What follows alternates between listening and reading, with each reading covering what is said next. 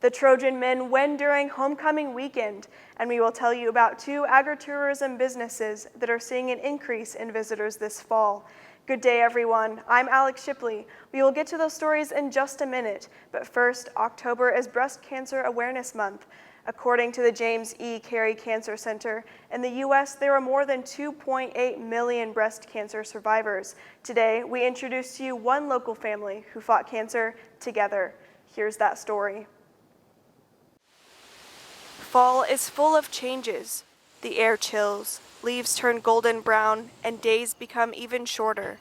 But this time, 2 years ago, one Missouri family faced a much different season of life. It wasn't easy, but, Seth and I, we knew that God had a plan. Meet Kayla McBride. 2 years ago, she and her husband Seth were celebrating their wedding anniversary when she noticed something was wrong. I felt the lump, I guess you could say, and I kind of knew in my heart that it was probably not going to be good. But you don't want to believe it just because, like I said, I'm 36. I was 36 at the time, and I thought, I can't have cancer, But something in my heart said it's probably cancer. On September 14th, 2018, Kayla was diagnosed with stage 2 breast cancer. She underwent a biopsy, a double mastectomy, and 15 rounds of chemotherapy.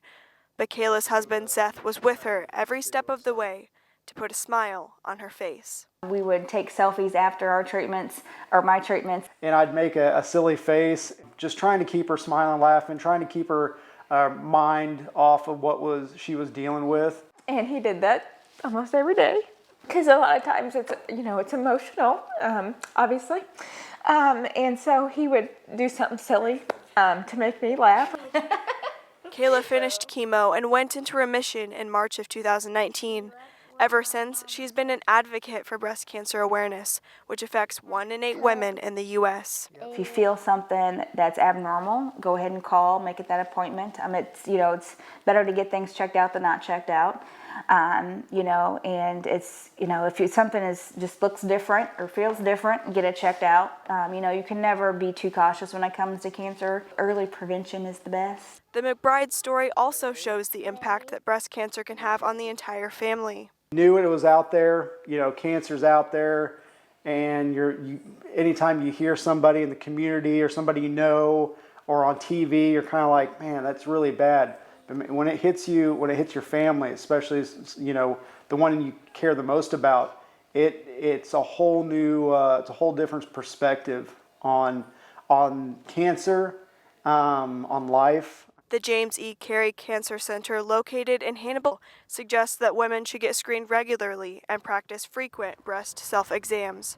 For more information, you can contact the Cancer Center at 573-406-5800. In other news, HLGU's theater program performed Riders to the Sea this past weekend in the Parker Theater. HLGU's theater program has a total of 3 shows they will perform this semester. The first one was Riders to the Sea. This play is a 1-act play. It is a haunting, sad tale about an Irish family living at the edge of the sea. Director of theater Sabrina Brookshire is very passionate about the show and the others that are scheduled this fall. So this semester, to be able to keep theater live, which I think is super important. I know that many theaters are taking their productions online, which is a great avenue to continue to perform. But so much about live theater is the fact that you have the audience in the seat and they're giving you that live, immediate feedback. Usually the fall play is a single 3-act play, but given COVID-19, this year's theater season consists of 3 1-act plays performed at the end of each month. The next 2 shows are The Bear, a comedic show, on November 12th through the 14th. The final show of this semester will be The Long Christmas Dinner on December 11th through the 12th. Attendance is limited to 50, and social distancing and masks are required. Hannibal Grange University celebrated homecoming recently. HLGU's fall homecoming did look a little different this year due to COVID-19, but celebrations did continue. Activities included a trivia night, the crowning of homecoming king and queen, Trojan soccer games, and various events hosted by Student Life throughout the week. Alumni Director Lauren Yao says although homecoming was scaled back this year, memories were still made. So it's really important that we had something this year. And so we had to scale back a little bit, but I think the events we've had are fun events, and I hope that people had a really good time, made some good memories, and that they'll come back next year and start making it a tradition. HLGU registrars Jeremy Wallace hosted the trivia night. During the trivia event, the homecoming king and queen were announced. Congratulations to Zaru Fitzum and Kelly Hamilton. Well, fall is in the air, and if you're looking for something to do to celebrate the changing of the seasons, there are 2 local farms that are open and ready for business. Emma Anderson tells us about 2 agritourism businesses that are seeing an increase in visitors despite COVID-19. Here's that story. COVID-19 has taken its toll on many small businesses, but for outdoor fall attractions like the Pinot Creek Pumpkin Patch, the pandemic might just make for a bountiful season.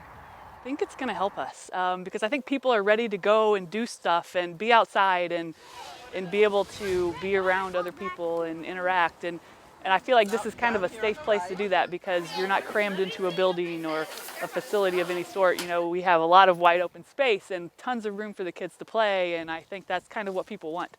Meet Holly Delgman. Her family is in their 2nd year at the Pinot Creek Pumpkin Patch in Frankfort, Missouri. We were completely shocked our first year about how successful it was. People loved it, and we absolutely loved doing it. The global pandemic may have slowed down many parts of the world, but this family farm continues to press on. We love to help other people learn about agriculture, and we really liked the idea of bringing people who don't live on a farm or in an ag community to the farm so they could experience everything the farm has to offer. We're growing, and we can hopefully continue to grow the whole season, and we're really excited to see kind of what this becomes. But the Delgmans aren't the only ones keeping their fall traditions alive this year. It's like the same people, same place, but it's different every year. It's quite fun. That's Parker Beer of Parker's Corn Maze in Hannibal. I've got to build most of this stuff, work on it, fix it up, and then I got to interact with all the people, make sure they have a good time. For 5 years now, Parker has expertly weaved his way through maze after maze. Down here, I think people get lost, but it's really simple. And he too thinks that COVID-19 will prove to have a positive impact this fall. I think it's beneficial because most of the places have all these restrictions and we really don't because we're corn maze and it's outside, so a lot of people are probably going to come here and they're going to enjoy being outside after being cooped up in quarantine. For many people, seasonal attractions like corn mazes and pumpkin patches have become fall traditions. With many fall events and festivals being canceled this year, these agritourism attractions may draw even more crowds. It's more of in the morning because it's quite slow. You'll have 1 or 2 people. Lunch it'll die down, then after lunch a lot of people will come. For the market we're in, we have a lot of people. What has really surprised us, a lot of our customers and people have come from the northern part, and so we're really excited about it. Both Parker's Corn Maze and the Pinot Creek Pumpkin Patch will be open on weekends throughout the month of October. Reporting for Newsbeat, I'm Emma Anderson. Turning now to sports. The HLGU soccer teams were both looking for a win in front of a homecoming crowd. With a look at those highlights against Central Baptist College, here is Dylan Dildine. The HLGU men's and women's soccer teams hosted the Central Baptist College Mustangs during homecoming weekend. The men's team took time to celebrate their 4 seniors before the game. But as the game began, the Trojans wasted no time on the offensive end, scoring 4 goals in the first half, while holding CBC scoreless. Nearly 5 minutes into the second half, the Trojans went up 5-0 on a header from Mason McQueen. The Trojans' 6th goal of the day was kicked by Ignacio Garrido. The Mustangs scored their first and only goal with 16 minutes remaining in the game. The women's soccer team battled in a close game with the CBC Mustangs in their last home game of the season. And then HLGU was defeated by a score of 1-0. The ladies kept it close with 20 shots compared to 5 from the Mustangs. The Trojans worked the offensive to get 9 shots on goal, while their opponent recorded 3. Both HLGU men and women's soccer teams will finish the rest of their season on the road. For more information on spectator policies and online live streams, check out both team schedules on www.hlgtrojans.com. Alex, back to you. Thanks, Dylan. The HLGU women's volleyball team is nearing the end of their fall schedule. The young team was at home for a matchup against the Eutectics. For more on that matchup, let's send it over to Grant Peters. The HLGU women's volleyball team was back in action at home on Thursday. The Trojans host the Eutectics from the University of Health Sciences and Pharmacy for another American Midwest Conference matchup. After losing the first set 25-17, the Trojans continued to battle their way through the second. The score was tied 8 times throughout the second set, and the largest lead was only 3 points. The Eutectics took the second set, though, 25-21. But the Trojans did not go away, battling their way to a third set win 25-19. Head coach Haley Hensley says the team's resilience is a strong takeaway from the match. Being able to come back and win the third set after being down 2-0, that's a high point for our girls. It definitely showed me that they wanted to win, they wanted to be out there.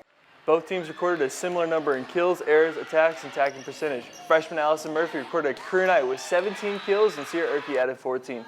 Myra Nelise Perez had 22 digs along with 4 blocks, while Gwen Combs recorded 23 assists. That's it for women's volleyball. Alex, back to you. And finally, we leave you with a story about some young campers on HLGU's campus. The Department of Education recently hosted a day-long STEM camp for elementary kids. The day camp sessions were taught by HLGU education majors. Kids could choose from a number of sessions, including computer programming, the science of flight, robotics, energy collisions, and infection detection. Another STEM camp session is being offered on Monday, October 26th. That's all for now. Thanks for watching, everyone. Until next time, I'm Alex Shipley.